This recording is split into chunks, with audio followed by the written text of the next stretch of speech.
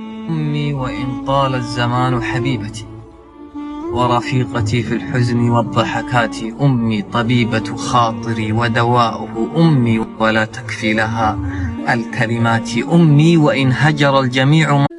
أحسك دائما قربي تناديني بكل مساء، فأجري نحو غرفتك بقوب الماء وقرص دواء، فلا أجدك.